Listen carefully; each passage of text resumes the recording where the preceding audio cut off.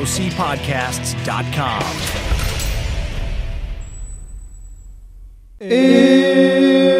Eric Radio.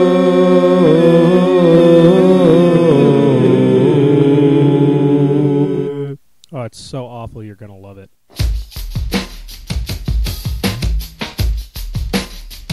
Well, here they come again. They heard that things were happening. With mics in front of faces, their lips begin a flapping. They talk about world and local news reports, and even Steph Michaels, cause she's a doggy whore. Corey says, man, it's a goddamn joke. Corruption is abundant and the POTUS is a hoax. Stacy says, Man, I'd like to act, but Americans are lazier than most, that's fact. so go get a bowl, a spoon, and some cereal, and sit your ass down. It's time for Air Rec Radio.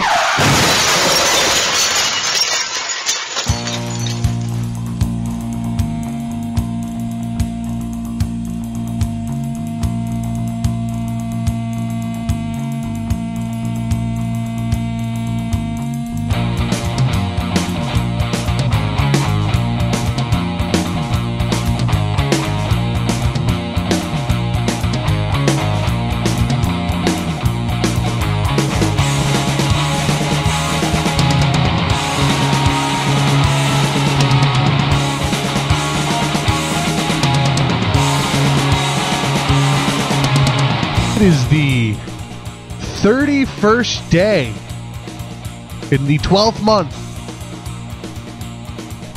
Of the 13th year No. in the 21st century. No. It is, it's fucking New Year's Eve. Woo! What is with us in doing podcasts on holidays? Did we do a podcast on another holiday? Christmas Eve. Christmas Eve. That's a fucking, absolutely I don't know if it that is. actually qualifies as a holiday. It sure does. Mostly, for me, it's because, like, when faced with the choice of getting drunk all night and going to work or getting drunk all night and staying home the next day because I don't have work, it's a pretty easy choice for me to make.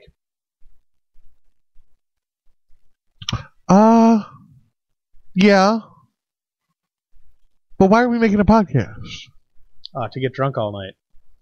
We do that anyway. We could do that anyways. Yeah, but now we can, like, yell into microphones and make people listen to it. Oh, fair enough. Yeah. Badger people until they listen to our Yeah. fucking drivel. Happy New Year's, jerks. Woo! Happy. Oh, we didn't figure out a hacky way to smash the word wreck into New Year's yet. Happy New Year. Yeah, we got to figure out a hacky way to smash the word wreck into that. I'm good with not doing that. Why? We're good at it. I That's don't what wanna. we do on Air Rec Radio after we write the wreck down before Wrecksmiths. Yeah. To give to our rec heads.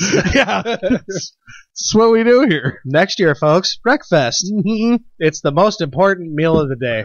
Ooh.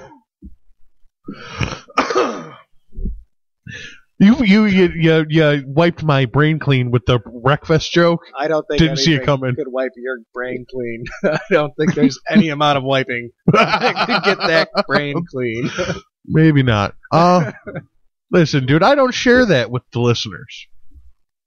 Mostly. No, just the NSA. Apparently. Yeah. Thanks for the segue. You're welcome. We forgot to do the rest of the introduction, but Who fuck it. cares? We're in the brewery garage. Just that we Happy drink New Year. other people's beer in. Happy New Year. Gold iPhones, folks. Gold iPhones. I'm getting my gold iPhone out right now. I'm hoping that our next episode after the new year, not hoping, for next week's episode of Air Rec Radio, we will be breaking an iPhone ceremoniously. Ooh. On the air for recording. I'm And live. excited about this already. Yeah, well, you should be. It'll be totally anticlimactic. I have a bench vice over there. We could do like that scene in Casino. Oh, we need somebody to video it and then somebody to hold the microphone. You lost an ECU over Frankie the Fish?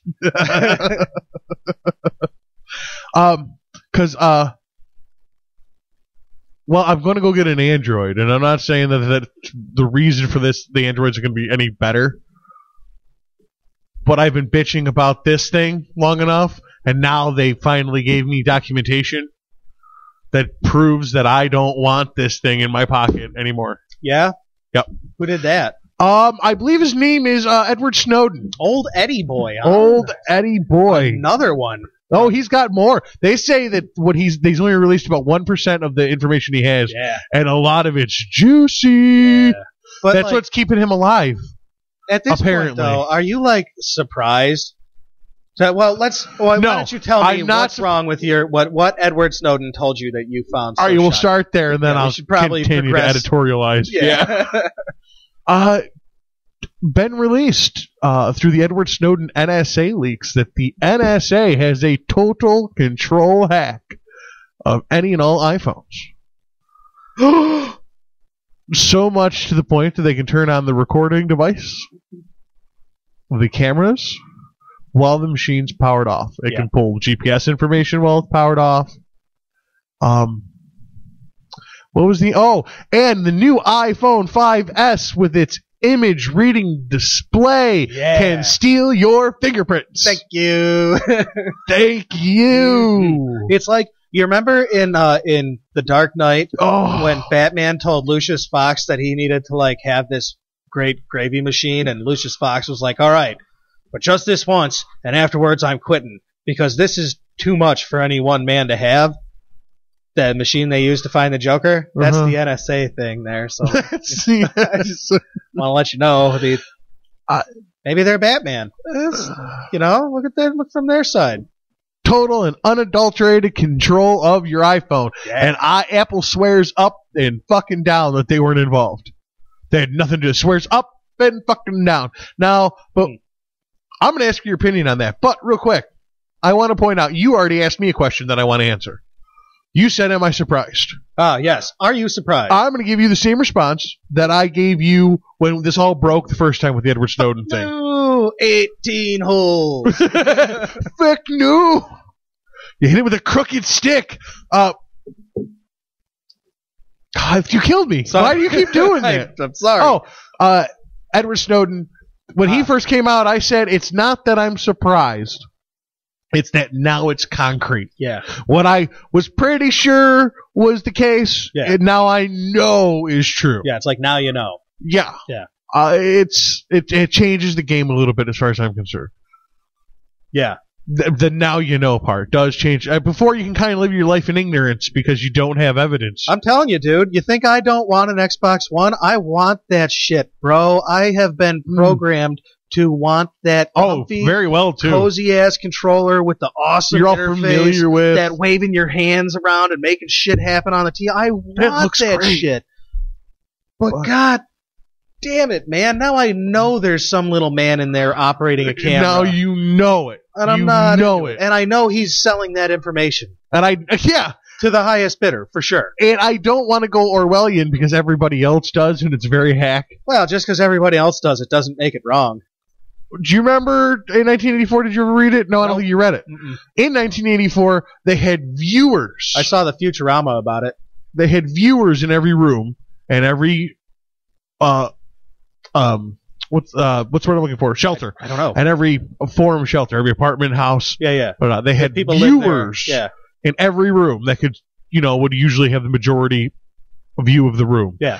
That you didn't know if they were watching or not, but they could be. That was the whole plan of it. It was random, so anybody then they could be Big Brother could be watching at any time, day or night, without you knowing. He might not be Big Brother watching, but he might be. To me, has always been like aliens. Like until you can definitively prove to me that there's not, then there is. If you can definitively convince me that nobody's watching me, guess what? Then somebody's watching me. Yeah, guess what? What? We found aliens, motherfucker, because there's somebody watching you. Yes. And the difference between 1984, the Orwellian novel, and now is we have digital hard drives. We love it. Now, Big Brother doesn't have to maybe be watching you. They just are. Yeah. Constantly. It's not actually everything recording. And it's not the viewer in every room, but your Xbox One is a viewer in the living room. Your iPhone is one in your pocket. It's carrying one around with you, which is almost as good as one in every room. Is in every room. Yeah. Boy, that's going to change the way you take a dump, isn't it? No, it's going to change the way that I talk to people. Yeah? It really is. Is it? It really is the way that I my text and phone calls. People say that androids are like proof to this because you can take the battery out.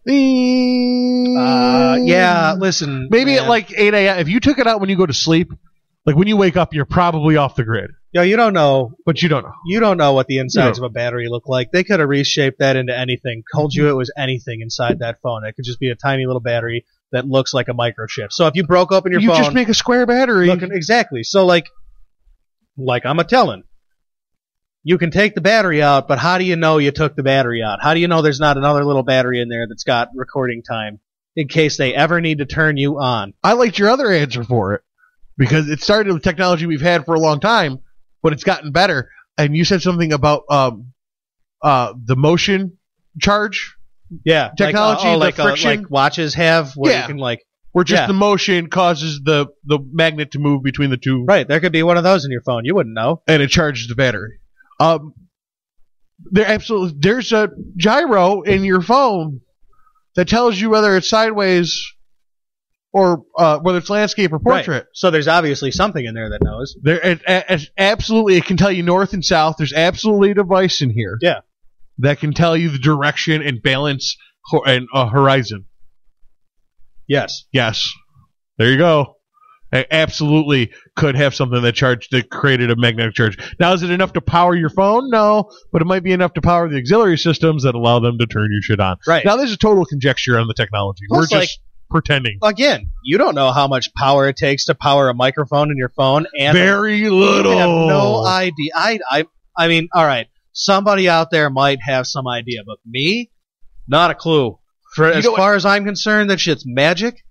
And I'm good with that. I'm comfortable with that. It's fine with me that I think it's magic. Besides your cellular antenna, your 4G or your 3G antenna, which this information doesn't have to travel that fast. No.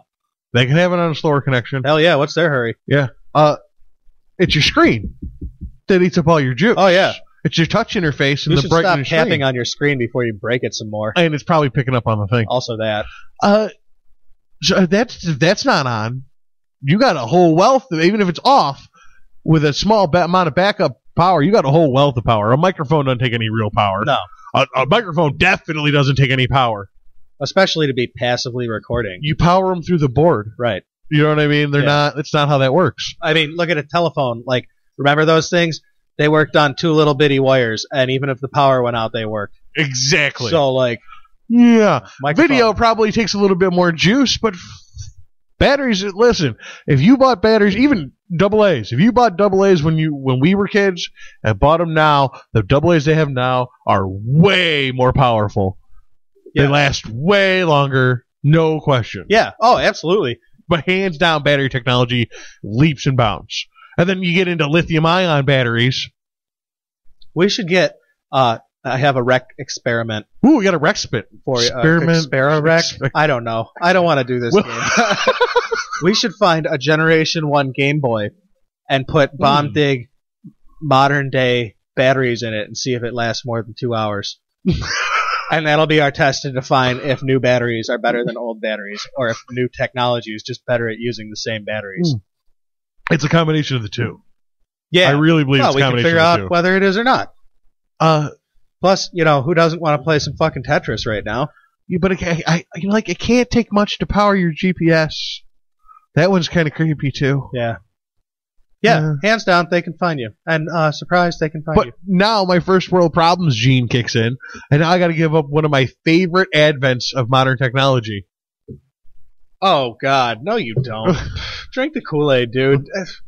You ain't getting away from it. And I've preached it to the heavens. One of my favorite advents of modern technology is the GPS in your pocket. Yeah. Getting lost is a thing of the past. Yeah, it's over. Fuck your directions. Don't tell me unless you use Apple Maps. If you use Apple Maps, getting lost is in your future. Do people still use that? Is that a thing still? It's still permanently tacked to my phone. Oh, that sucks, huh? How about that? No, I can't get rid of that. You have loadware? Oh, half the shit on Apple's phone you can't get rid of. My phone has Blockbuster by default, and I'm like, about that.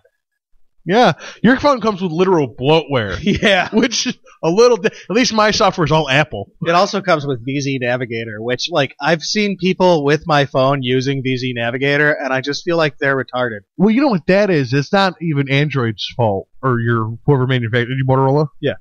It's not even. It's when you make one for Verizon. Yeah, but Verizon's contract yeah. has a software skin that they get to customize the final skin of the software. Yeah, I don't for have a their problem with phones. it being on the phone. I just feel sorry for the people who don't know better and use that one instead of the Google one.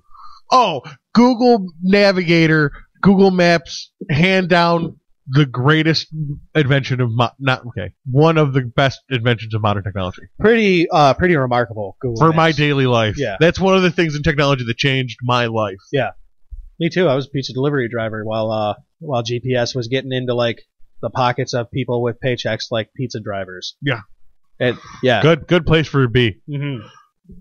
Oh man, and nowadays with Siri and good voice, I use Siri as an example because I know Android's voice is really caught up. Has it? I heard that they've got a new app out that really caught up to Siri. I've used a couple of them, and then I was like, my voice search thing already did this. So You know how many people I know did exactly what I thought they were going to do with Siri, and that's stop using it and forget it was there? yeah, it's a very cool little tool that you're never going to use. Well, if you're a pizza guy with the GPS and the Siri, directions to Yeah. blank address. Does it work that good, though? Yeah, you can Because, just ask Siri to give you directions to this address, and she will. my experience It'll turn it on. is that if you're really good at using voice commands on a Google phone, Siri isn't voice commands. right? It's voice recognition software. Yeah. There's a difference. Yeah. You don't have to speak its language. It speaks yours. So you can ask Siri, and as long as you're relatively close to speaking English, Siri will figure it out for the most part. If they attached that to Watson to one of those Japanese girl bots, shit would be all right. Oh my! Super intelligent learning computer Give her a Deca arm too, while we're tying in the on New a Year's Geminoid theme. robot Yeah, with Deca arms. yeah, super functional Deca arms. With the 1,000 times stronger than a human muscle. I don't really want that. Maybe we could dumb it down for the girl bot. We don't want any mistakes to happen. And wow, we manifested Skynet. Wow, she's been awake longer than we thought. Just give it Google on top of that, and it's the end game. Well, we better delete this podcast, Corey. We've just destroyed humanity. Oh god. The photo of my family is fading. I have to go back in time. That's Love it? the dumbest time travel device ever. My photograph is fading. No, I don't think that's probably not how. Oh really? Yeah. Oh, you really? Yeah. Yeah. Mm-hmm. Oh yeah. Well, I defy you. To prove it? No, I'm saying you're dead nuts wrong. Welcome Back to Future. So I know that's military fact. Oh, I see. It was on the most popular time travel movie. Yeah, it couldn't be wrong. Flux capacitor, dude. You can't argue with that. Wouldn't that be based? Wouldn't it be fun if we based all our reporting on shit that happened in science fiction movies? 1.21 gigawatts, dude. That's what it takes. That's all you need.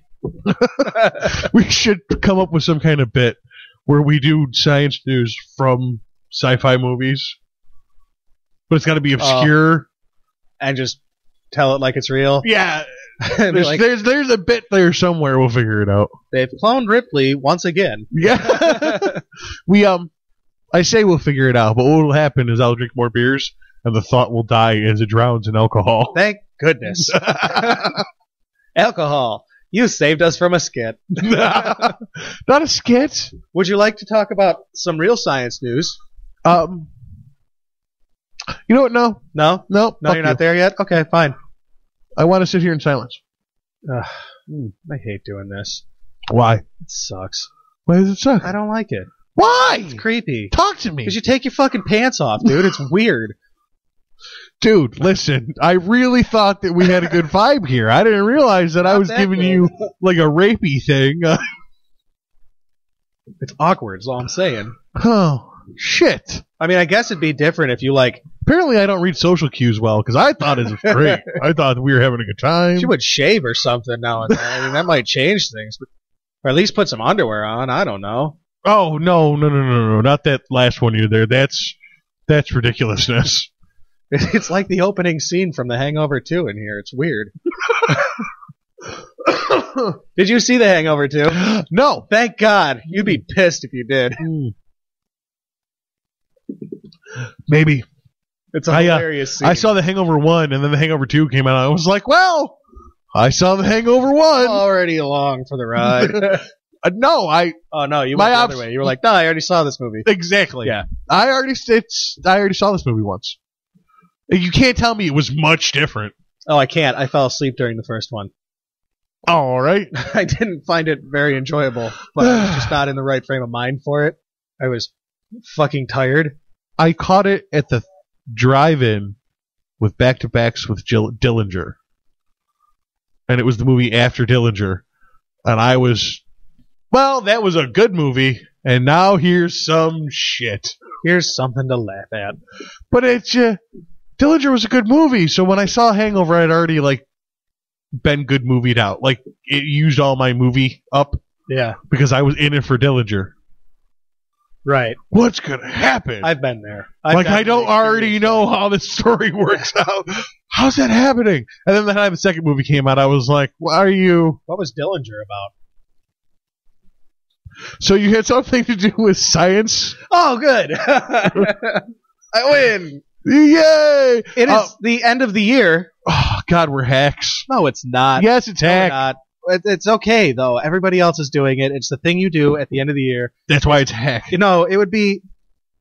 All right, you're right. I mean, I'm being an anti-conformist scumbag. You want to do news? No, there isn't any. There were 2 explosions in Russia caused by suicide bombers. It fucking sucks. The Olympics are coming. Big fucking surprise. Don't go to the Olympics. You're painting a target in on Russia. yourself. Anywhere.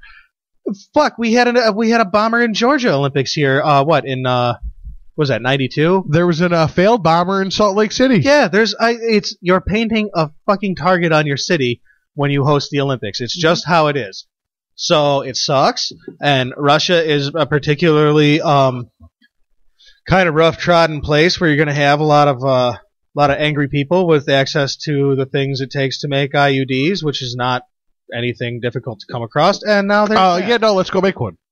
Yeah, I'm looking at a shelf full of shit we can make a bomb out of. Let's not do that though. I don't want to do that. Man, are we going to show up on some NSA red I'd flag rather lists? make a podcast. Oh, it's definitely more creative than destructive. Yeah. Yeah, it's good for you. So it's the end of the year. Oh yes. End of the year in review with Air Rec Radio. What a year it's been, too. Ooh boy. Yeah, I mean, and that is hack to say, but damn, what a year it's been. And now we're just doing the year in review for Air Rec, right? Yeah, I'm sort of. These are mostly stories that we've covered. Okay, that's only 2/3 of the year. Yeah, but I went back to through the year. Oh, you went back? Okay. That's what I was asking. Is this a year in review for Air Rec, or was this just a year in review for 2013? No, this is 2013's year. All right. Well, I guess maybe it's not. I don't know. You decide. I hope my memory holds out, and I'll tell you. To start things off, there was a giant goddamn meteor that... A meteor? Yeah, a meteor. Meteor fell from the sky! There was a giant goddamn meteor that flew over Russia and crashed into a lake near a populated city. Boom! Injuring 19,000 people. 0 deaths. Damn! Because humans bounce real well. Yeah. It's the being a meatbag thing kind of helps when you're bouncing. It was a lot of glass injuries from the... just the shrapnel blowing out. When it traveled through the sky at a jillion miles per hour or so. Do you know the number? You look like you might know the number. Oh, God. It was in excess of 23,000 miles. Very fast. I think it was 23,000 miles. 23,000. Wow, it was whatever it was very fast. Really fast. And it exploded very bigly, and the sonic boom that it created and the explosion boom blew out glass. It caused a ton of money's worth of damage. I didn't find any numbers for this. You want to find the numbers for it? Go back to the show where we covered it. Yeah. A little bit of a side note. 20,000 miles an hour does sound like an awful lot, but if you factor in the fact that the Earth literally spins at about 1,000 miles per hour, That's true. Yeah. It's in the cosmic So that- realm. It's that not counts 'cause that. it is like it's got its own momentum working against. Yeah. Yeah. Still a lot. It's still, I mean, for our perception, it's fucking unbelievable. Fast.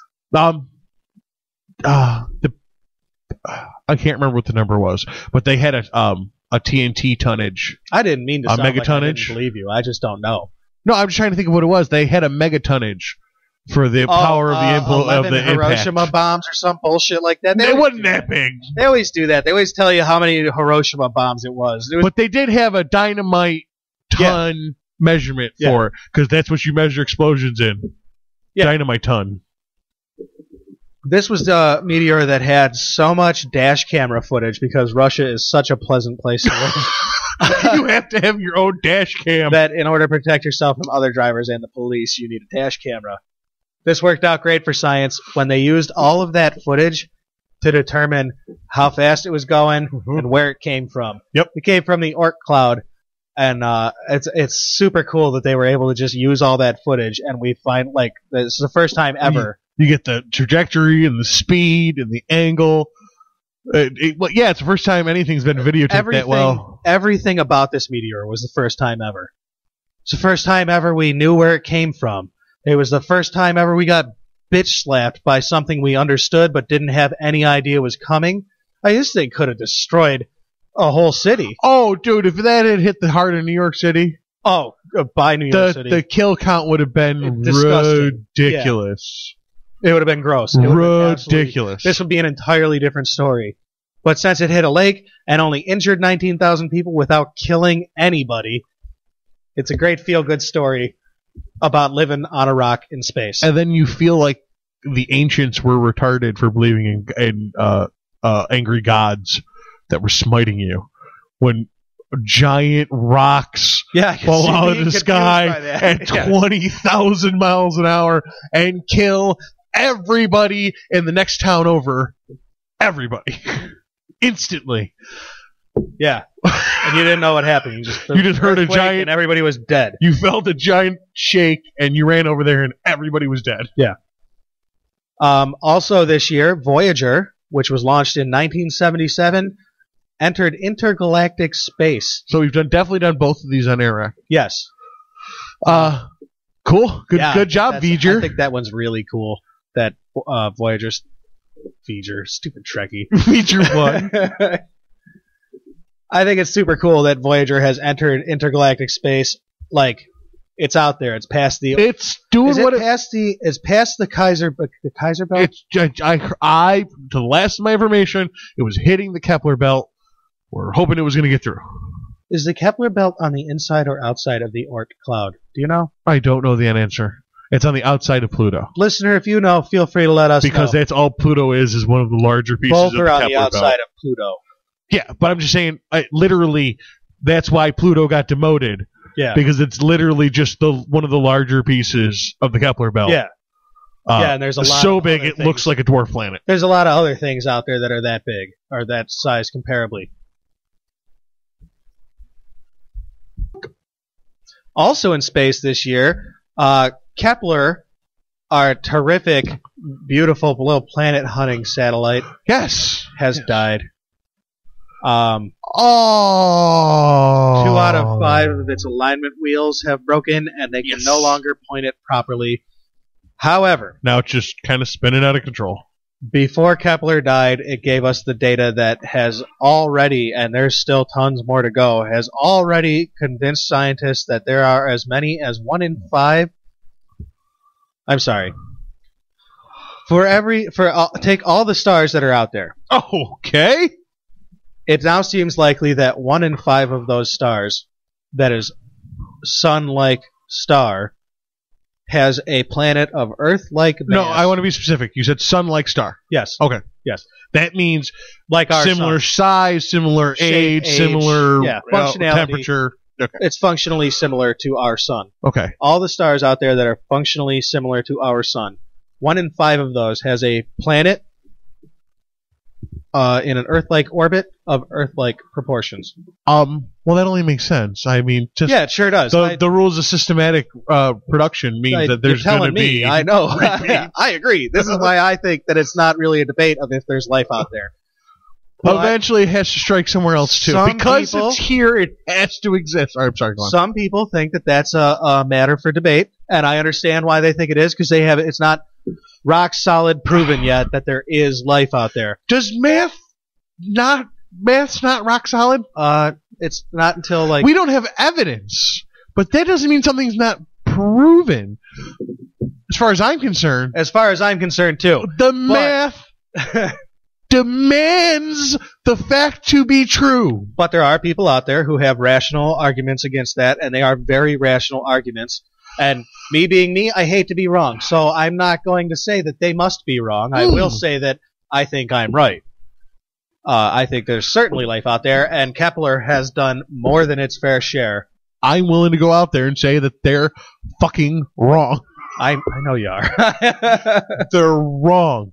If you want to talk about a conscious or intelligent life, maybe there's a little room there.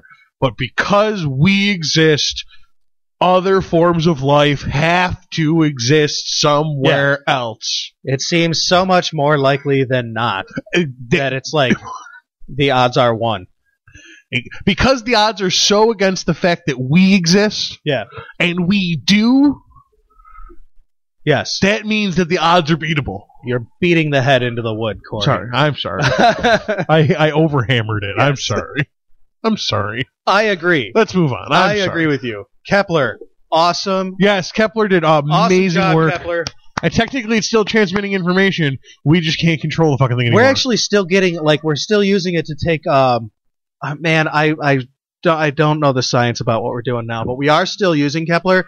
What we've been able to do is, take quick snapshots of regions of space as it swings by them to scan for something else. I don't know what. I wish I did. I've heard what. I just don't remember. You know what? Now. Maybe it's an interesting experiment they're trying to do, and I conjecture. But if it is spinning to the point where they can't really control where it's pointing, maybe they're just taking pictures. Spin and take pictures. They can control it a little bit. The thing is they can't control it for the when it was taking pictures of faraway suns and measuring the light of the moons that passed in front of them, it had to take a lot of pictures of that, and it doesn't have that kind of finesse anymore. So you're probably right. What just they're doing take pictures and see what we see. Just take some pictures. You're out there. You got the camera. Fuck it. It's not like we're using film. Let's see what we see. There's a certain amount of exploration in all science, so let's fucking do it. You know what I mean? Hey, you know an interesting thing I heard that I wasn't aware of? All right. Earth has gone mostly silent. As far as how? When we switched from analog to digital signal carrying, internet-based way to beam information instead of radio signals, we're no longer because we're putting it over space. We're putting it over wires. I thought that was I didn't know that. I heard it the other day. The only thing traveling through the air is hitting satellites and being bounced right back. Yeah, and coming right back. It's all very directional and very point to point. Maybe we should make it a point that we have a radio signal pointing towards the heavens. I think we do. In a non-aggressive, friendly kind of Voyager kind of way. Hi. Yeah, exactly. Just in case. What does it hurt? What's it gonna hurt? Maybe all sending of us, a positive, if we get found, to be sending a positive message. Well, we're gonna be found. If there's something out there to do the finding, we're gonna be found. We've left enough of the radio signal. Oh, sure. Remember that radio signal that's we've gone quiet? Yeah. That thing's still going. All the radio signals we've sent out in the past still traveling. are still traveling. Yeah. Unless acted upon by an outside force and sucked up by a black hole or whatever. Voyager is literally now our intergalactic emissary. Yeah. Emissary? Emissary. Yeah. It's meant to be found. Yes. They put a whole capsule in it to be found. Picture of us on it. Yeah. They found a whole capsule of it filled with information about Earth. And as many languages and mathematical equations as they could come up with. To be an introduction to us. So if there's something out there looking and they have the ability, we'll be found. So sending out a radio message into the heavens that's positive that says, hey, we're here, but we're not trying to fuck with you. We're just trying to figure out our own shit. I'm curious how you propose to make it certainly positive. You can't make it certainly positive. Okay. What you can do as best as you can, just like we did with Voyager, make sure that they're positive things. that you're displaying. What if they fucking hate radio waves, Corey? What if it's like a declaration of war? You don't know. You don't know. So you Kepler's have no idea. Kepler's dead.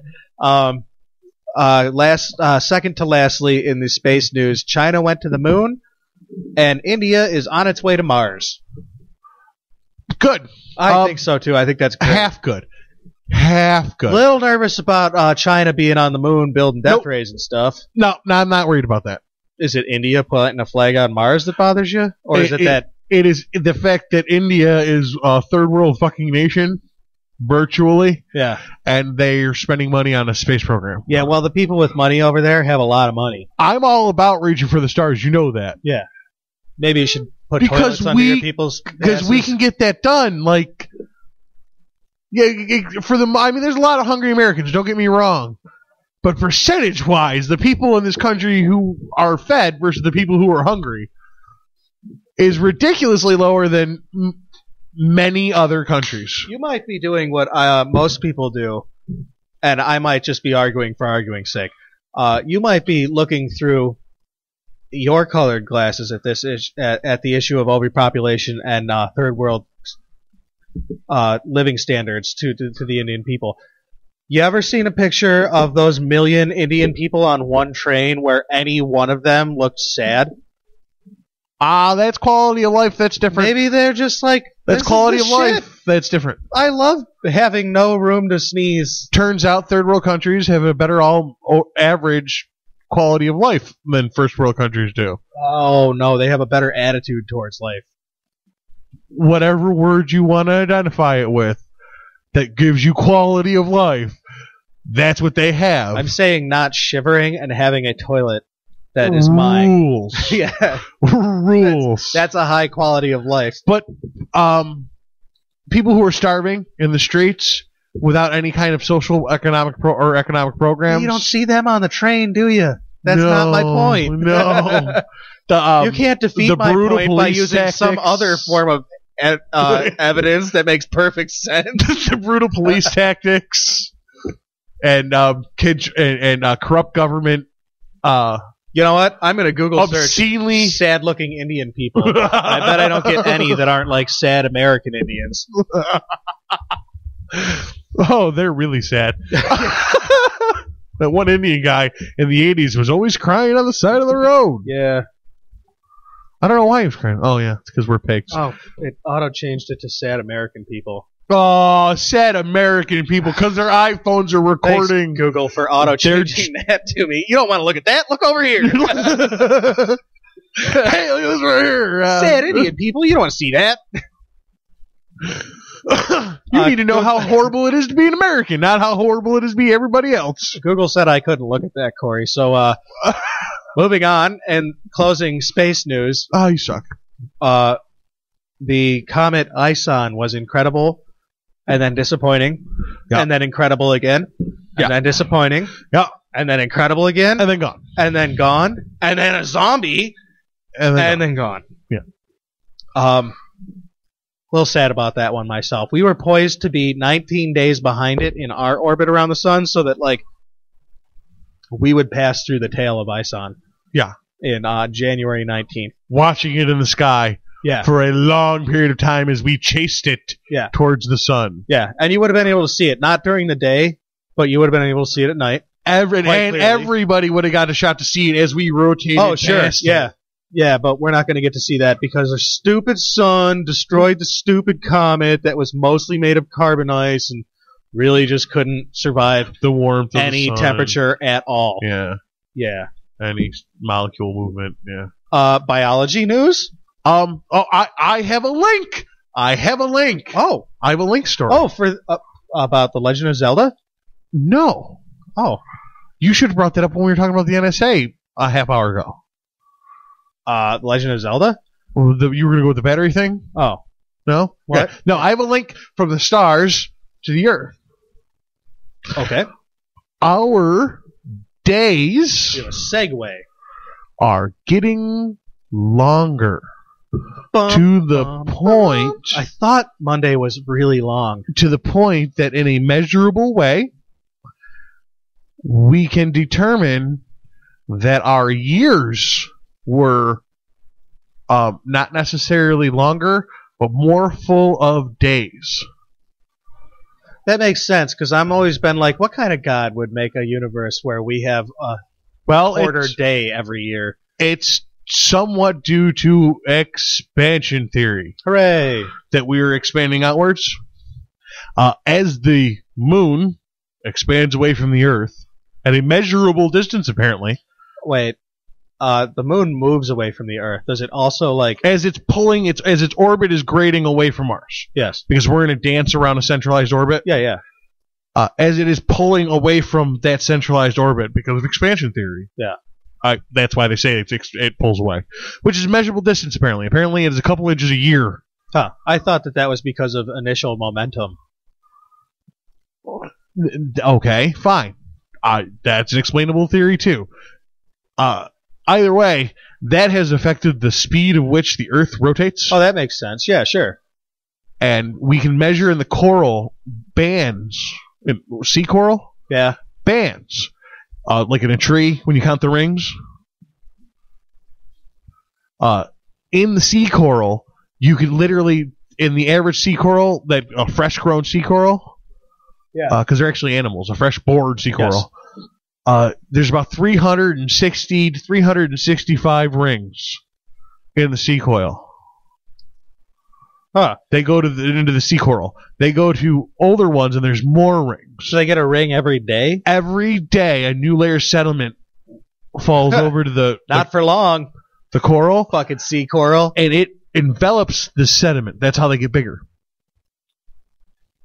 That's how it feeds. It's picking up the stuff out of the water. Did you get that there? Not for long, because we're killing it all? Yeah. Literally, they were cutting it open on the podcast I was listening to show you the rings. I'd like to point out an interesting point. Though I was making a joke, we are killing them, so perhaps the rate of growth is not daily. It's just suffered down to daily. Perhaps. I'm not a scientist. I just pretend to be one. There's still a lot of old coral. There's still a lot of old coral that we can measure. Yeah, it kind of just keeps living. It's one of those things. Yeah, it's good for it. Yeah. It's good for the oceans. It's a purifying system. But anyways, as far back as 30 million years, the Earth's year could have been about 410 days long. The year would have been... Yeah, that's not... Because it still would have taken about the same amount of time to travel around the sun, because that expansion, which we are expanding away from, it takes way longer to measure. Yes, it's much larger. Because it's a much larger... It's much smaller... It's a much larger gravitational lock than the orbit that we do with the moon. Yes. So, like, the hour, just the day from morning to night would have been somewhere around 18 hours. And the further you go back, they say they can measure as far as back to where they would have been about 6 hours a day. Yeah, well, it's certainly... So your day is getting 54 billionths of a second longer every day. Oh, every day? Every day. Wow, that adds up. The day gets 54 billionths of a second longer. What a stupid number to know. God, good thing I listened to that podcast today, or I wouldn't fucking remember it. That's like this number that's written on the desk about how much water is in the ocean. Oh, yeah. Yeah. A lot. And then the argument that ensued at work about how you can measure that. Moving into biology. So, I brought it down into the ocean, baby. It was a very good. Way. Very good. Moving on to biology. This year, U of R scientists, our very own scientists from the University of Rochester. A lot of U of R news this year. Yeah, they're big on biology at that place, man. They do a lot of work and get a lot of credit. This year, their scientists discovered that a sugar molecule that is between the cells of naked mole rats prevents naked mole rats from getting cancer. Naked mole rats are cool for not just being Kim Possible's little sidekick pet. Yes. They're also they live like 32 years, which is impressive for a tiny rat. Holy shit! And they're like social, like ants are social. They have like almost a hive. Really? And they're now I want to know more about that. They're very cool. That's very interesting. They're very interesting little animals. It just happens that I listened to a podcast about ants this week, so you kind of I didn't. So, naked mole rats don't get cancer. The scientists at University of Rochester said, not on my watch, and they gave these motherfuckers cancer. And they figured out that what it was that made them able to give them cancer was that they removed a gene that made this sugar happen between the cells. This sugar acts as a lubricant between the cells and somehow stops cancer cells from forming. Not the only animal-based experiments recently that are proving that maybe Darwin's theory of evolution a little slower than we thought. I think in some instances it certainly is. There's a lot of animal testing lately within the recent times. But when I say lately, I mean 100 years or so. That lower forms of animals, lower within air quotes, I guess, forms of animals can adapt very, very within 2 to 3 generations. Yeah, things with shorter lifespans adapt faster because they produce more. They live more faster. quickly. Yeah, they live faster. But even with Darwinian evolution, even in smaller life forms, it would still take hundreds of thousands of years to evolve, and they can find, as opposed to us, which would take millions. Millions, yeah. Within 2-3 generations, a measurable time. You think make frogs evolve, rats evolve, based on forcing their living conditions.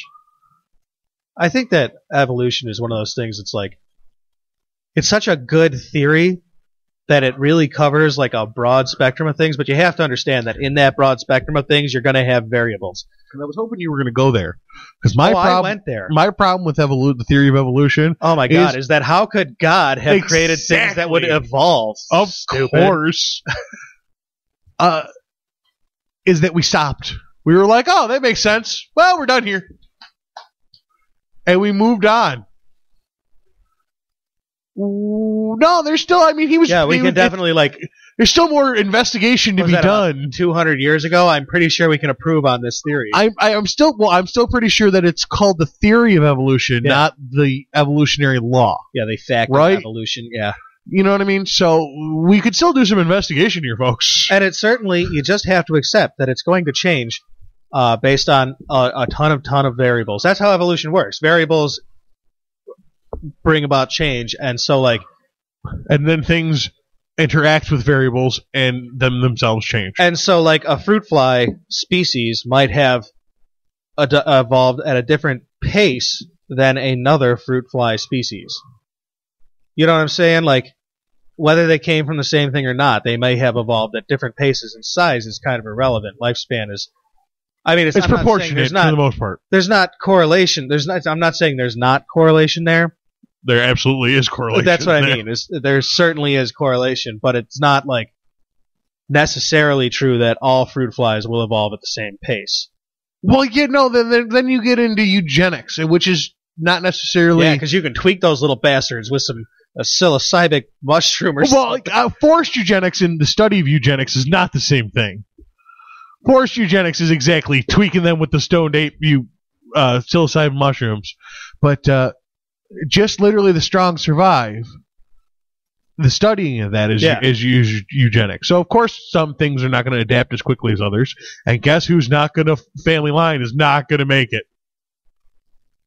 Those who didn't adapt. Yeah. Survival of the fittest. Unless nothing changed, then they'll be fine. Well, of course. We're talking about changing variables. I was just saying, Is one of your variables... Is one of your changing variables... That nothing changes. Nothing changed. Yeah, that's called the control group, Corey. It's how science works. Duh. You know how else science works? How does science work, Stace? By euthanizing mice to discover... Yeah, and killing clams. That mice also... Oh, yeah, I forgot about that clam. Yeah, poor clam. Scientists this year euthanized a shithouse full of mice and used... Do you have a number? Shithouse full. No, that's a good number. Nobody counts mice. Who cares? You're the numbers guy. Yeah. Point proven, numbers on the table to figure out how much water is in the ocean. I was not in the lab while the scientists were doing the science that involved euthanizing the tiny mice. Otherwise, I'd have been counting those fucking mice. Otherwise, I would have been. I would have been doing it for our Eric Radio listeners. They had implanted tiny little electrodes or maybe they used some kind of radioactive serum to get into the brain of the mice. I don't remember which it was, but somehow they, while euthanizing the mice, they discovered that mice also have a white light experience. The near-death experience. They found brain activity in mice that says... Just sounds an awful lot like the birth complex. Yeah, it could be like a joint hallucination, you know? Sounds like the birth complex.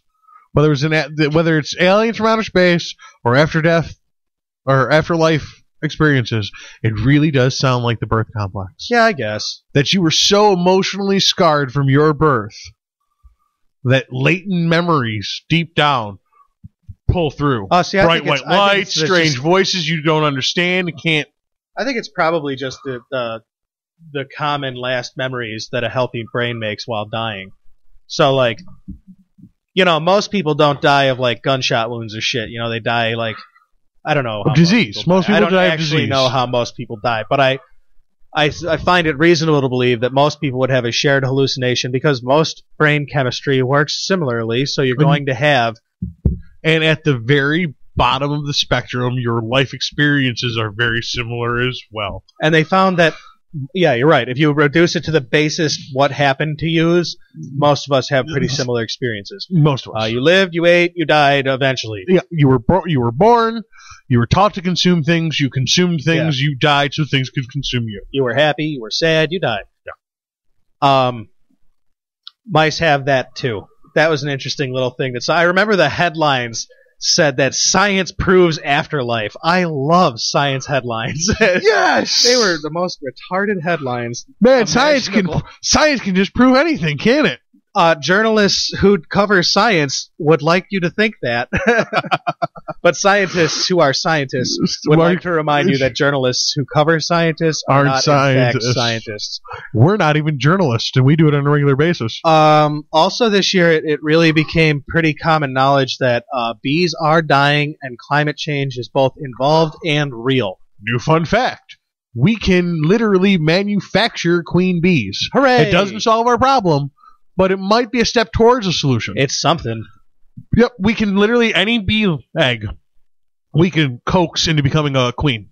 That's pretty cool. Like, what, a hormone treatment or like a familiar smell? Or the level of... play Mozart? The level of jelly. Oh, that's stupid. We would play the larva that eats. Flight of the Bees, the violin thing.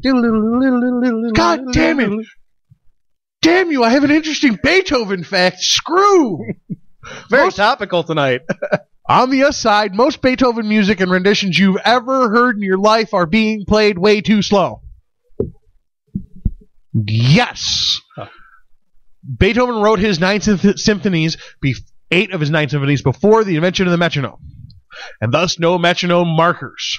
So when people interpreted the music, they fell back to 96 beats per minute, which is roughly the human speed. That's the noise that you like to hear things is at about 96 beats per minute. Yeah. Most of Beethoven's stuff is over 100, but the metronome marks that he put in after the 9th Symphony was written, while he was writing the 9th Symphony, the metronome came out. Yeah. Loved it. Used it for the 9th, put all the marks back into the 8th so that people knew how fast he wanted it to be played. But since it's so people difficult... had already been playing it at 96, and since it's so difficult to play at the speeds that he wants, people just said, fuck him. And played it about 96 to 100 beats per minute. Done with the aside. Okay. Sorry. That's all right. That was an interesting fact. Yes. Fun fact. Beethoven was also deaf, so who cares how he wrote music? We'll play it how we like it, and he'll never know because he's, dead. He was fully deaf 3 years before the metronome incident. That's another fun fact. What did you listen to a Beethoven podcast today? Yep. All right. Not today, yesterday. It's very topical. I am topical. That's what I do. I understand, and I appreciate it. That wraps up our science news. And I think, all right, well, that pretty much wraps it up for the science news. And that means that it is time for our last break of the year. That's right, folks.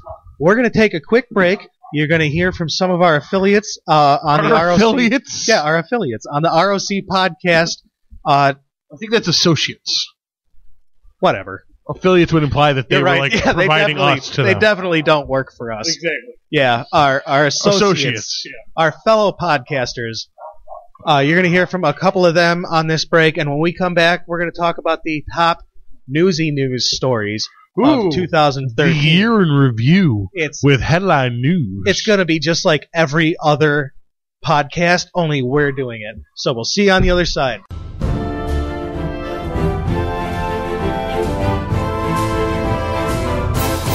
Welcome to Second Prince, podcast about comic books, pop culture, and other general. Whatever, who cares? Now I gotta finish Bullshit. it. We're on the 2013 final ballot best local podcast. You know, Eric was talking shit about us the other day On Twitter or on their show? on their show. What were they saying? They're like, everyone, they do a really good job in their podcast, but let me put this nicely. Fuck them, vote for us. And I loved it. And then they said they were going to throw empty beer bottles at us. Yeah, RochesterCityNewspaper.com.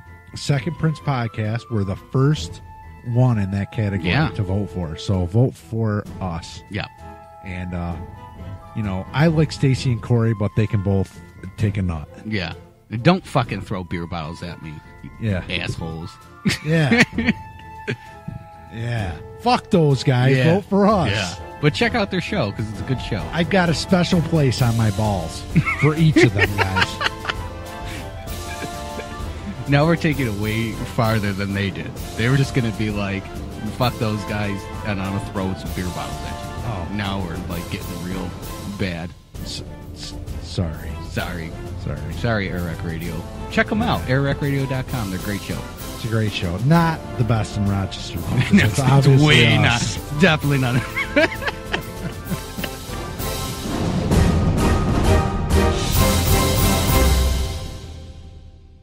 Welcome back, and thank you for listening to Air Rec Radio. That was a quick word from our friends over at the ROCpodcast.com family of podcasts. Check out all our friends at All of them. ROCpodcast.com. How many of them? All of Every single one. And I'm not telling you got to like and love. Let me take that back. You absolutely have to like them publicly. Yes. In any iTunes, Stitcher, Facebook, or Twitter way that they ask you to.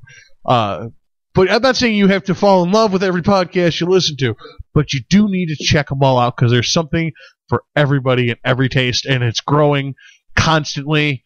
Who knows? In a year from now, maybe it'll be a gigantic podcast network full of all Rochester-based podcasts. Also, please tell us which of their podcasts that you like to listen to.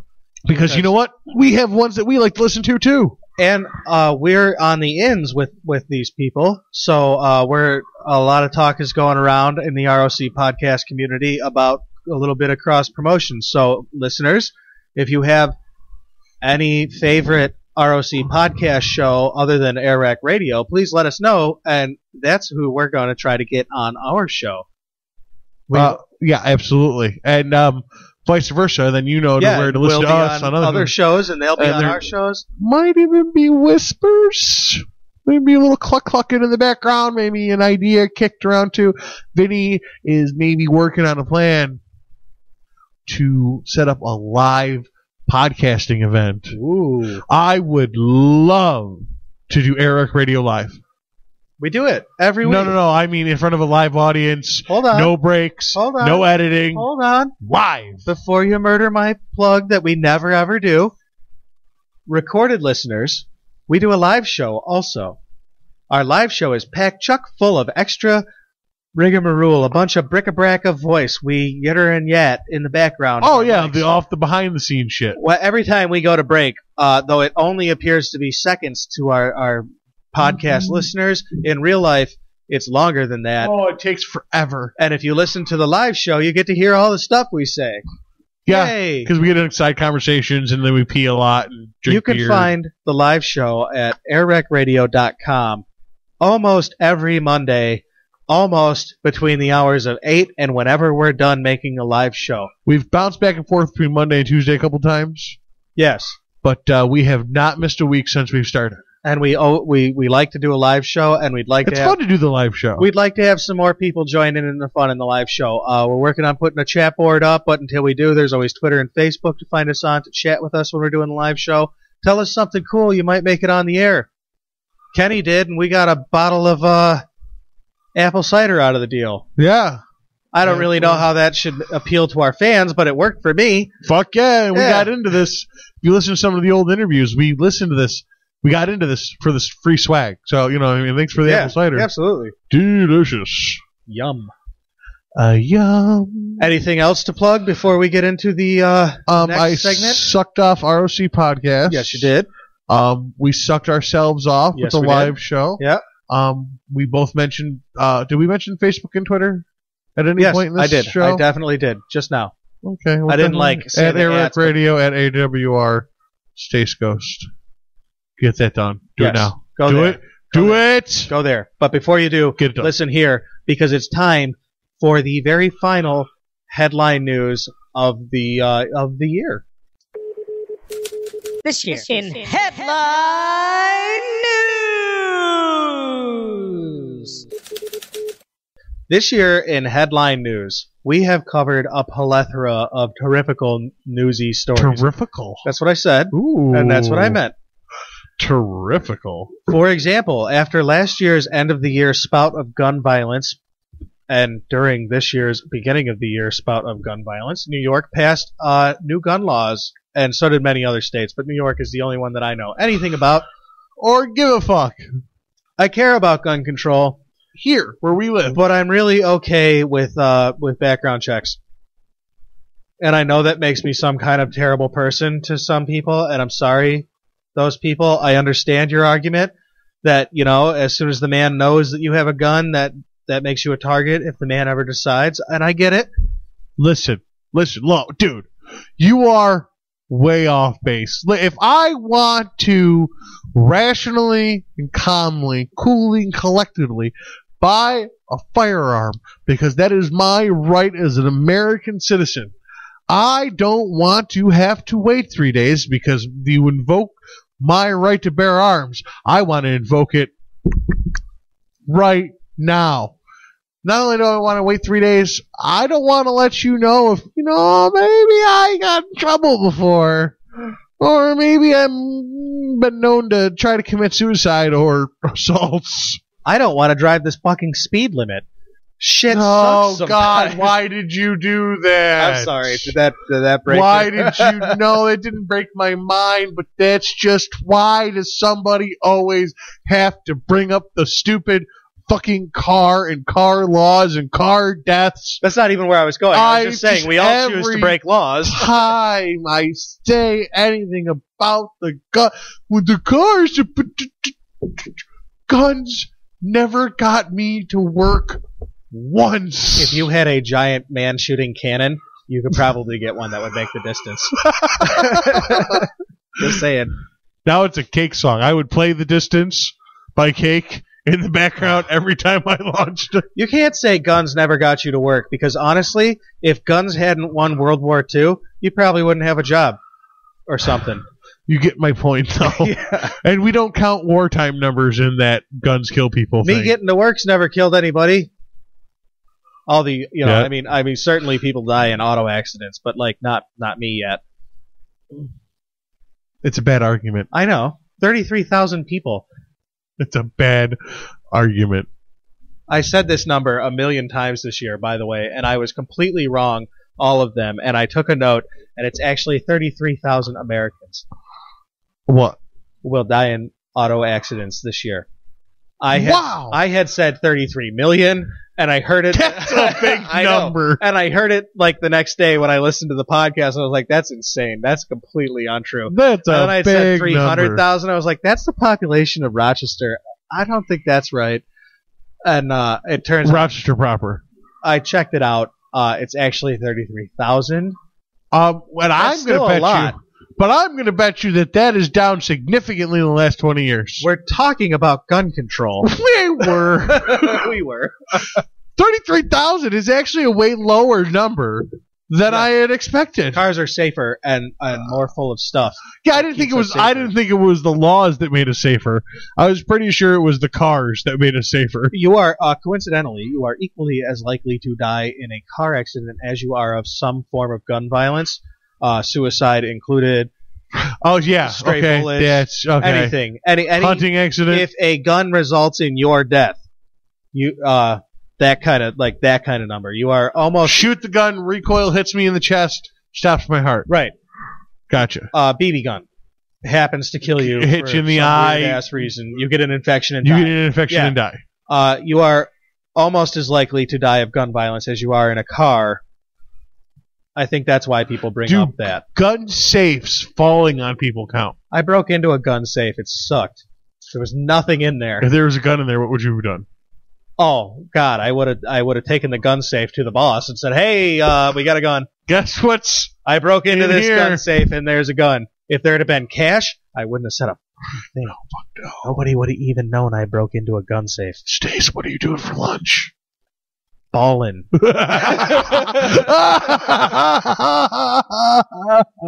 So it's time to get into we were working on old news.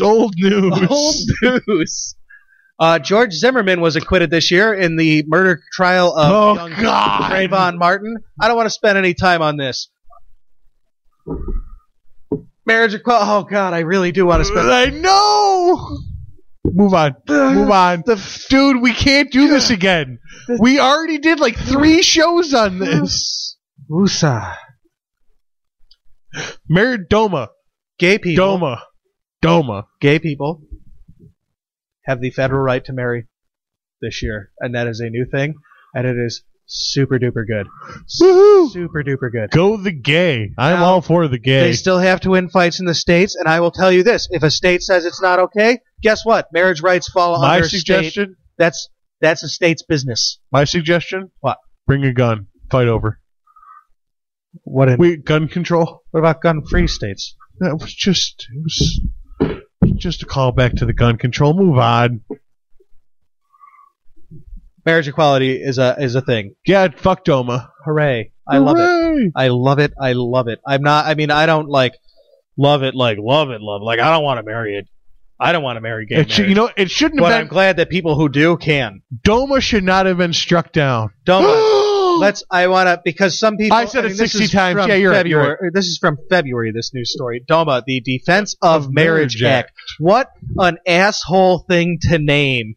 No, I like the name. I hate it. That's where I'm going. I like the name. That's why I don't think it should have been well struck designed, down. I fucking hate it. I just think that a new byline could have been added. The Defense of Marriage Act. Man is between, however it's worded, and the gay. Like, their right to be married should be covered under the Defense of Marriage Act. Yes. That's what I'm trying to say. Yeah, all right. Thank you. Said it purposely to be a little... You put a bunch of words in between what you meant to say and what you did say. And my headline statement was a little inflammatory. See how I did you're that? saying the Defense of Marriage Act should have been everybody has the right to be married and be defended in their marriage. However they want. And that's what defending marriage is. Should be. Well, exactly. Corey, I'd like to tell you that that's a bunch of fucking unicorn piss. Because since... It's unicorn piss. I love it. You fucking killed me. Fucking asshole. Way to ruin the podcast again. Why are you trying to destroy the podcast? Since marriage equality, I can't even say it with a straight face. Since marriage equality. Woosah. Since marriage equality. Yes, since the gay could have the marriage. My marriage with my wife. Oh my God, how has it been affected by the gay? Horrible. It's destroyed. As a single guy, I gotta tell you. My urge to marry a gay man went through the roof, right? Has multiplied by at least a factor of 0. I would say that seems about accurate. Yeah, it's amazing. Guess what? Assholes that said that this would ruin marriages, they would weaken the institution of marriage. You're an idiot. And I heard something on the radio today about like persecution of Christian people. Listen, Oh, and God. I listened. I stuck around and I listened until I couldn't listen anymore. Your God. Christian people. Hello. Oh, not me. Sorry. I was raised with a Christian background, and I'm not. Me too. I'm not out and out done with Christianity.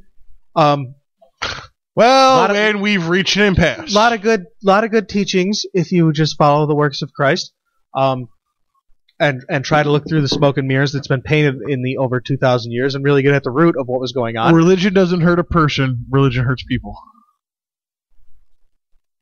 Because if your Christian beliefs say that abortion is wrong and say that gay marriage is wrong, then you are free to not engage in those acts. Making them okay does not make you required to engage. You don't have to have an abortion. This isn't China. You don't have to marry a gay person. This isn't gay Russia. Nobody's attacking the Christian belief just because like some people are like, I want to be part of gay Russia. You probably it would just be kind of sexy. There'd be a lot of bears, big hats, and cold. Definitely a lot of bow ties. Every time you've ever seen Russia in a movie, that's what it is. Yeah. That's cold and dark and cold, bears. Snowing. Yeah. Yeah.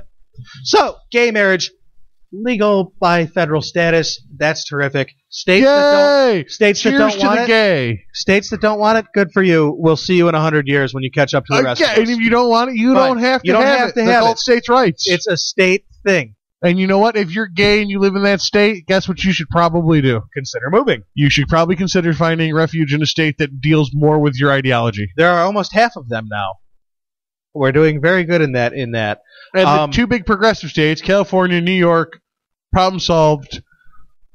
Let's take a clue, folks. Moving on from what I consider to be happy news, some might call it gay news, on to terrible, terrible news. This year... Terrible news. There was a giant tsunami at the end of last year, I think, and it has resulted in this year us dealing with Fukushima nuclear power plants irradiating the tuna. Disaster in the ocean. 3% irradiation of localized fish. Now, if you listen back, you will find that I said, listen, guys, we don't need to worry. Turns out I was a little off the ball on that one, or maybe I'm not. And listen, back then, when did we do that? July, June or July, August at the latest. Okay. You weren't wrong at that point. Yeah, I thought we would be. We probably were all right, but we haven't stopped it yet. Mm-mm. Now we're starting to get to the point where we're getting to past the point where it's just going to not be a problem. Yeah. So now it's starting to be a problem. Don't eat my New Year's resolution. Eat no tuna. My New Year's. How about we make the New Year's resolution that we put our heads together and come up with a way to solve this problem? I don't really feel like my head is equipped to solve this problem. Maybe you're selling yourself short. Maybe. I like your confidence. We know an engineer. That's true. We don't know a nuclear engineer. No, we just got to figure out how much concrete we need to box this fucking whole country in because they don't deserve to do anything anymore. Innocent people can get shipped out if they want. There's a door on the concrete box. Well, we're just concrete boxing the whole fucking island in. Japan? Yeah. Okay. I guess that's one way to deal with it. I don't actually think that's going to solve the problem, but it is. All the way from the seafloor up over the ocean. That is a thing to do. One door, man door. 136-inch by 8-foot man door. I don't see this as with a solution. A stairwell out. But it is a thing to do. So, if the nations should become bored in 2014, Air Radio would like to present you with a fun plan to solve the rest of the Japanese people. No! See, you don't know anything about spitting. We're solving the world's irradiated water problem. Also, eliminating hentai. What we need. Are you prepared for the consequences? All the people are going to walk out the door. Oh, they're going to form a giant line.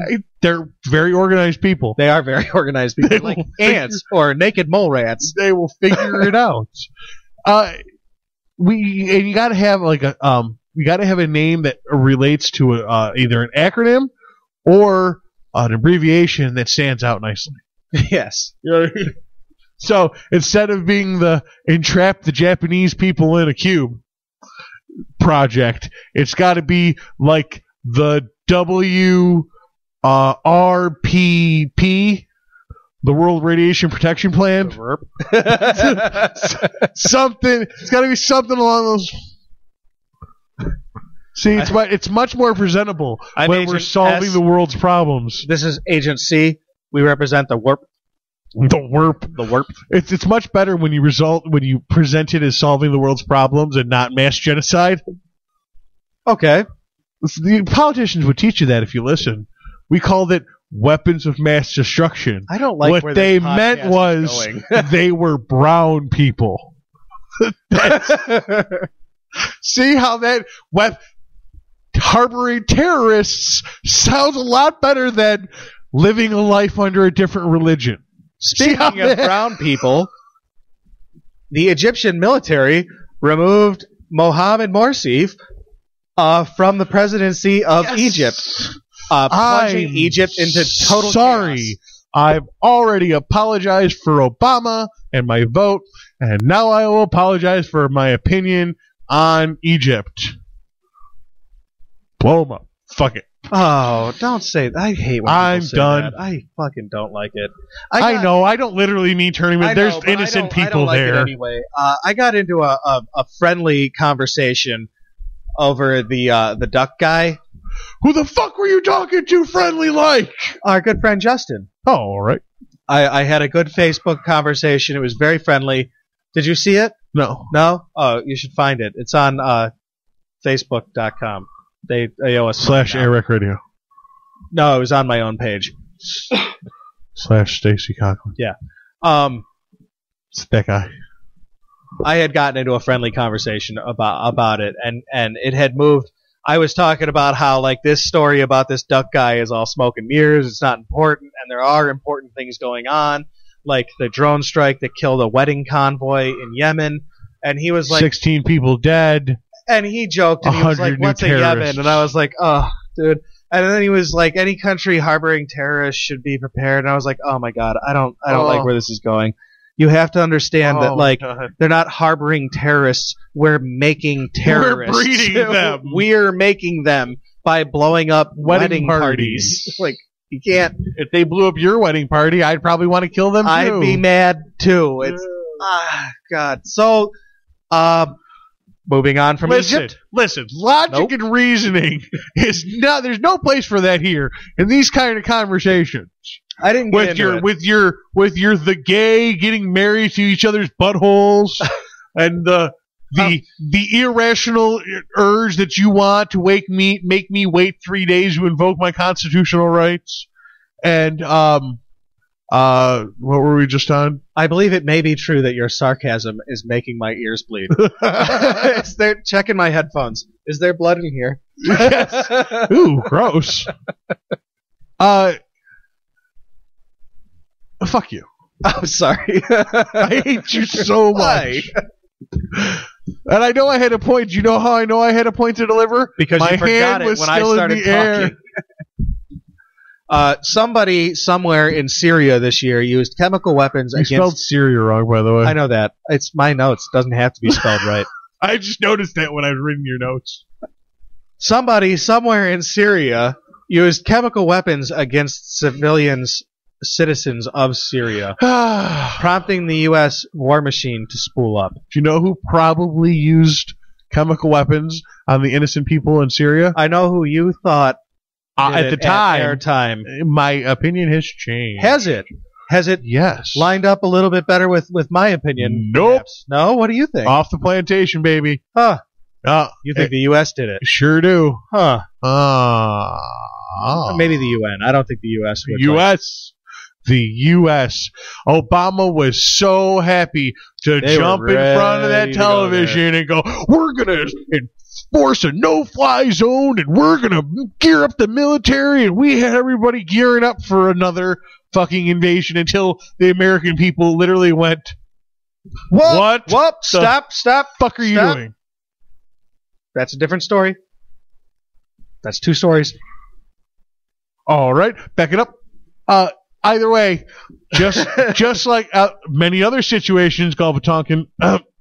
Sorry, Alex Jones came out through my throat, okay. and I swallowed it back down a little bit. All right. Okay. Okay. The U.S. war machine spooled up. We were ready.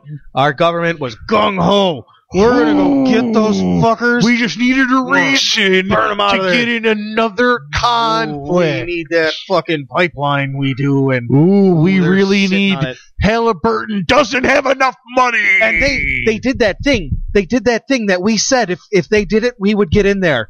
And they did it, those bastards. They did it. We have to. I think I do agree that was a pretty childish stance even back then. I hate it. That was a because we childish said stance. we would. Yeah, what fucking idiocy. Grow up. Well, guess what? We lied. We said we would. Well, welcome to politics. Sometimes politicians say things that aren't true, and that doesn't always have to be evil. Welcome to being the biggest kid on the block. We will say whatever the fuck we want to say. Next up in the year's news, All right. the U.S. people, following the lead of the British Parliament, said no to a war in Syria, representing the first time since roughly World War I, so about 100 years, that the U.S. did not go to war despite Washington's desire to go to war. Oh boy, were they ready. Oh boy, were they ready. Americans have something to be proud of this year. And that's that we did not go searching for a foreign dragon to slay. For the first time it was there. in a very long time. However it got there, there was compelling evidence that there was a dragon out there for us to go and fucking fight a never-ending, decade-long war with. Korea, Vietnam, And the Gulf. the Gulf second again. Gulf. Yeah. Yeah. And now we're just, is it going to be Syria? Is it North Korea?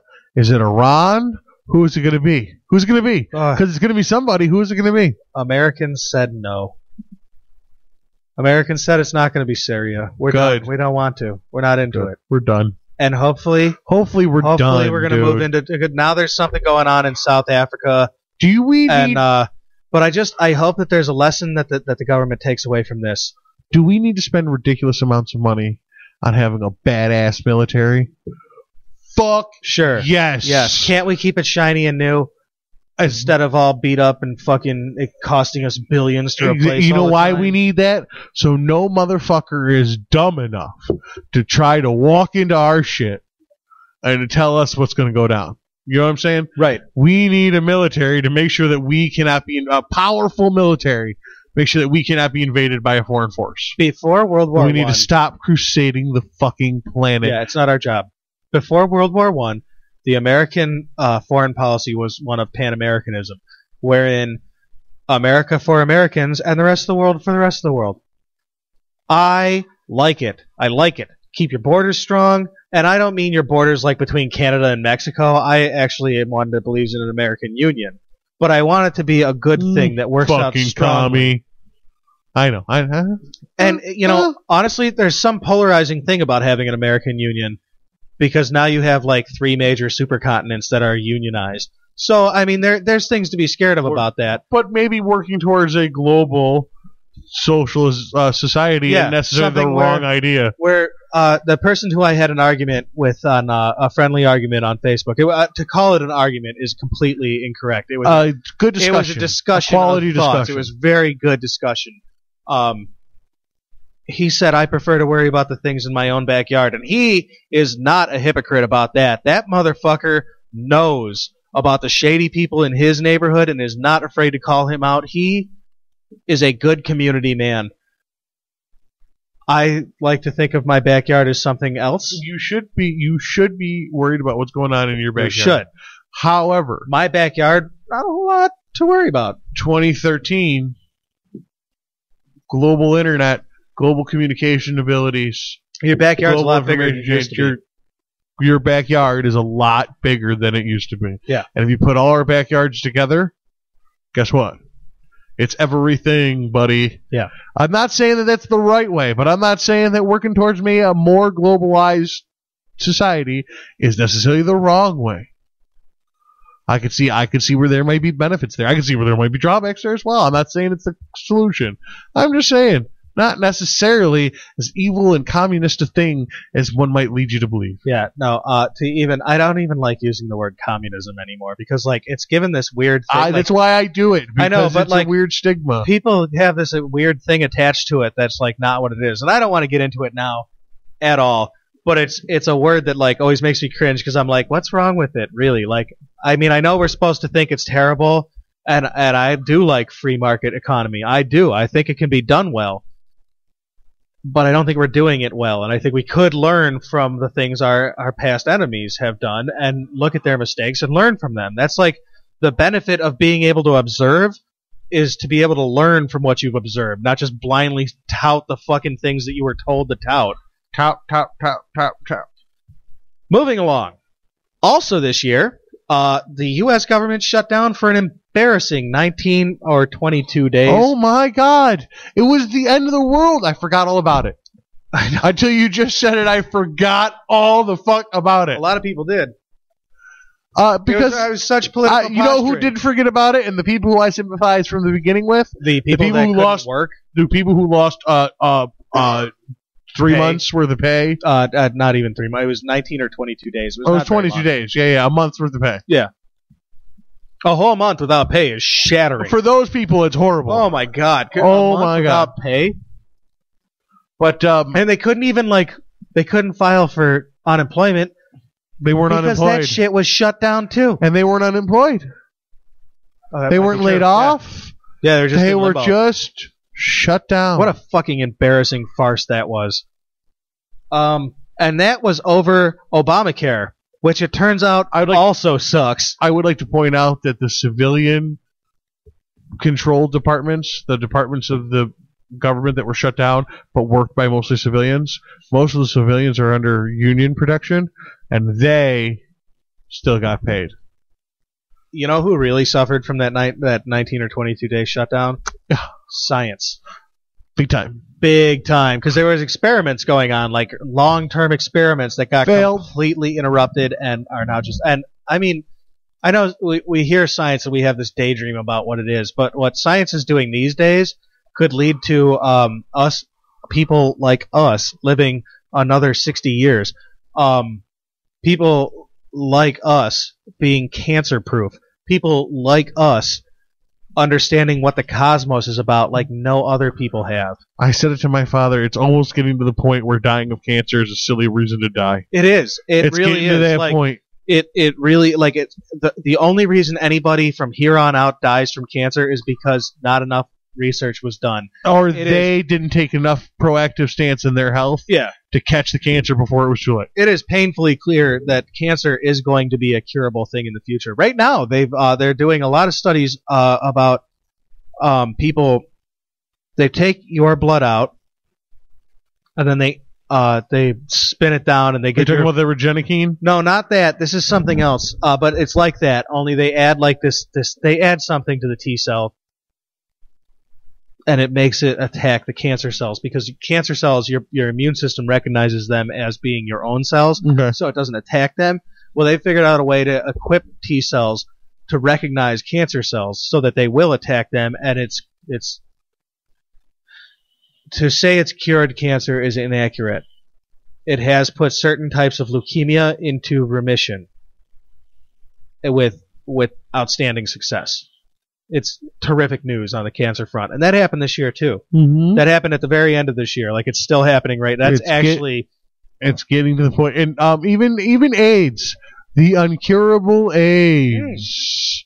Yeah, they found a way to prevent AIDS in feti. Sure did. Yeah. We will have an AIDS vaccination. That will destroy AIDS. Which will just like smallpox and everything else. We'll breed it out. We'll just breed the fucking... It's gone. And with today's...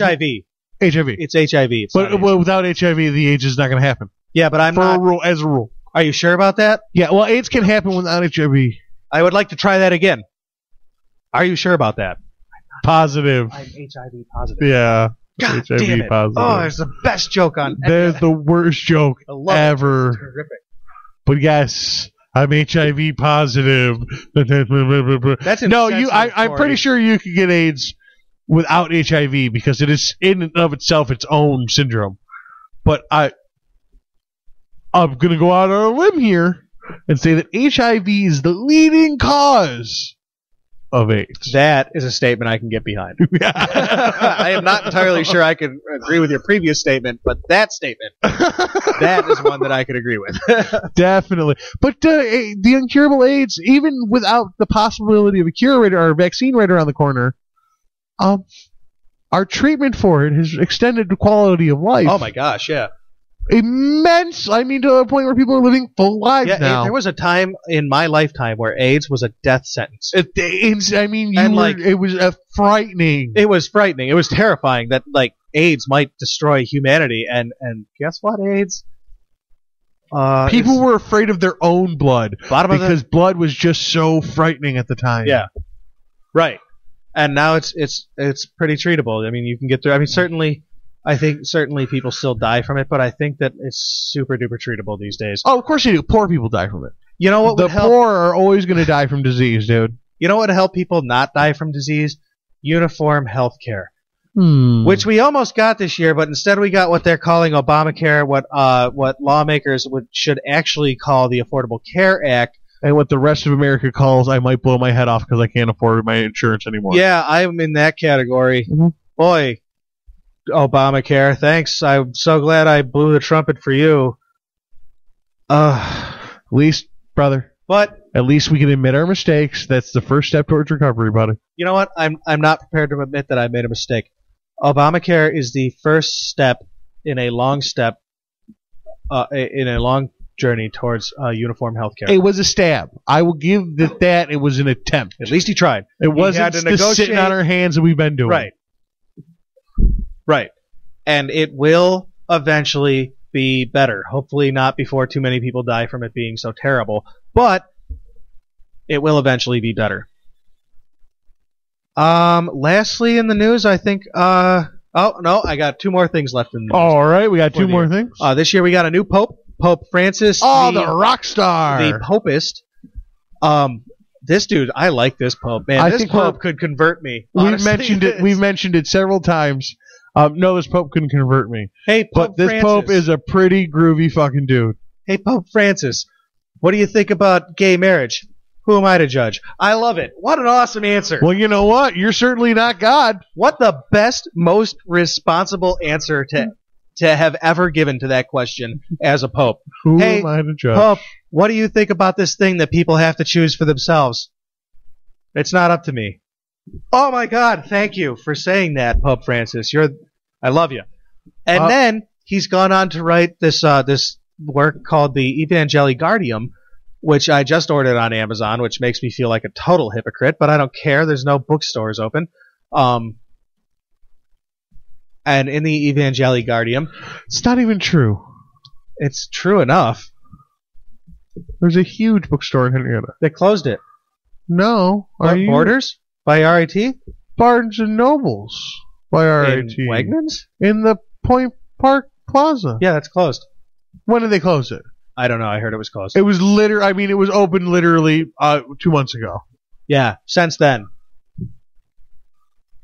I don't believe you. I might be wrong. I haven't laid eyes on the closed building. I was told it closed. I hope it didn't. Anyway, I bought the Evangeligardium. I haven't got it yet, so therefore I haven't read it. But when I do, trust me, we're going to talk about it. Oh, you're going to let me borrow it? Yes, I am. Because I want to read it. In the Evangeligardium, Pope Francis calls down modern capitalism for its inability to use any kind of moral compass whatsoever. I really like that kind of attitude too, because I like materialism. I do. I like buying stuff. I like having stuff. We were taught to. I like it. No, it feels good anyway. Well, fuck being taught. Even if you didn't know it, it still feels good having shiny things. That's why you were taught it, because somebody else felt it feels good and taught you to feel good. But there's another way to have that where it benefits us instead of us being slaves to it, and I really believe that, and I really think that the Pope mentioning that is a big, big step towards getting there. Lastly, in this year's roundup of the news, all right, a man named Edward Snowden. We mentioned him. Somebody we mention often on this podcast has we've talked about a lot of the shit we mentioned off of Pope Francis, Snowden. Yeah. Oh, well, it's the year-end wrap-up. Obviously, we've talked about all of this stuff before, but we talk about Edward Snowden stuff all the time. And I think most Americans do these days, whether they realize it or not. He released such... I don't even need to tell you what he did. He released such a mindfuck of things that... It's just... Now you know. And now it's like there's a line in the sand, and it's time to start debating which side of the line is right and which is wrong. Right now, we need Paul Harvey more than ever before. And now you know the rest of the story. Oh, thank you. Sorry, a little Very Paul nice. Harvey there. Yeah. Very nice. Yes, Edward Snowden gave us that this year. Yep, sure do. That's Corey, it. That wraps it up, That's man. it. That's all the news you got. It has. I'm been sure a more shithouse interesting of a shit year. happened this year. Did you have something more? No, I'm just sure that fucking happened. I'm pretty sure that on an individual level, certainly each individual one of us had more important things going on at some point this year. A couple of things that might have happened a year wrap-up style. Approximately 34 weeks ago, we started a podcast. Oh my goodness. Which may or may not be the first creative endeavor I've ever found myself taking part in. Endeavor, Space Shuttle Endeavor. I'm glad that you know that joke. All right, I'm sorry, because I do it to myself constantly. I gave it to you for free. This may be my first really creative endeavor as an adult. And how does that make you feel? I'm now partaking in three different things that are creative based that I didn't think were in me before. It's very fulfilling, isn't it? It's really interesting. It's something in me that I want to try to nurture throughout the new year. To be more creative and less I pick things up and I put them down and I only believe in logic and reasoning and I don't do this and I don't do that, and I'm not capable of this and I'm not capable of that. Oh, god damn it, cramp in my legs. Sorry. You should definitely get rid of that from yourself. And that's that's blanket advice to everybody. I'm sorry that if I made it feel like it was like just you. Even if your job says you pick things up and put things down, that's not the total sum of your work. Exactly. That's what you do to make money. That's Branch not what out you from are. that. That's not what you are. You are not your job. Something I'm learning. Something I'm still learning. We met new friends this year. We did. We started with a little podcast, and then we met another little podcast. We were like, wow, other people in this area are doing this too. Yeah. Hi, other podcasts. And we comic book guys. And we met Dave and John. Awesome. Our buddies over at Second Prince. An awesome experience. That was totally cool. And then a little bit later, we got to meet even more freaking cool people. Yeah, we plunged headfirst into the ROC Podcast Network. Sure did. And that's fun. And through alphabetical order, got a good spot on the list. Yes, we did. It's so exciting to know that there's such a fine group of podcasts out there. Like, there are more podcasts in Rochester that I will listen to than there are radio stations in Rochester. By a mile. And I think that anybody who gave it a legitimate shot, I mean, honestly, folks, when do you not have your phone on you? You can always listen to a podcast. Even there's short podcasts. I mean, there's 10-minute things. There's 5-minute things. Yeah, they're out there, man. There's things about comic books and sports. There's podcasts about cars. There's podcasts about general information, morning shows, conversation-based shows. You got to check out podcasts. Even if it's not our ROC podcast, you got to check out podcasts. Well, to be clear, you are clearly already checking out podcasts, and we love you for that. That's a good point, too. Please tell your friends how much they need to check out podcasts. You know, and I had some more reminiscent podcasts through the year bullshit. You can go ahead. But you gave me the I have to pee sign. I did.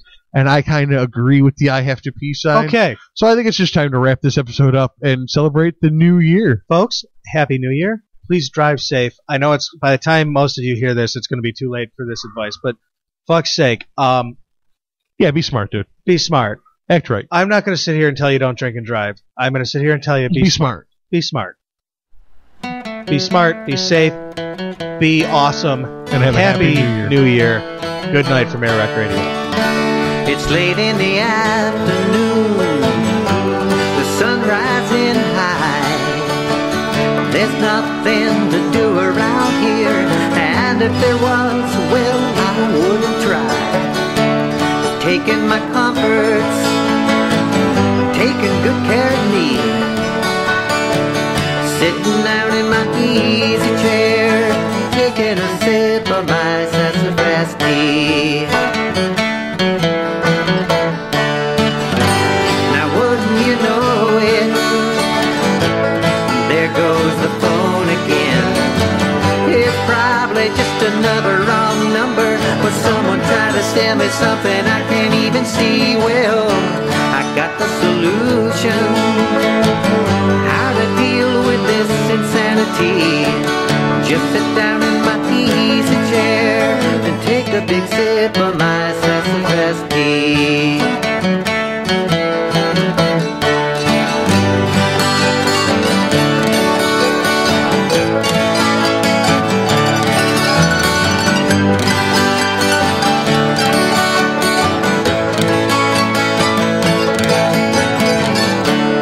Getting near evening, the sun going down. I guess I should shake a leg, climb in my car and roll downtown. Check out the city lights, all decked out in a tux and a tie. But I'm sitting in my easy chair, taking a sip of my sassafras tea.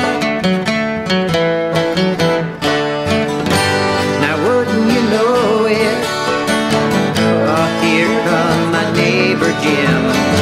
He got the willies and the worries on his mind, and the weight of the world putting pressure on his spine. Well, I got the solution, I know how to set him free.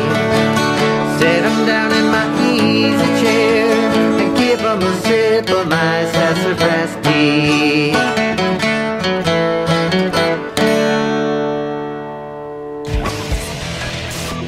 ROCpodcasts.com.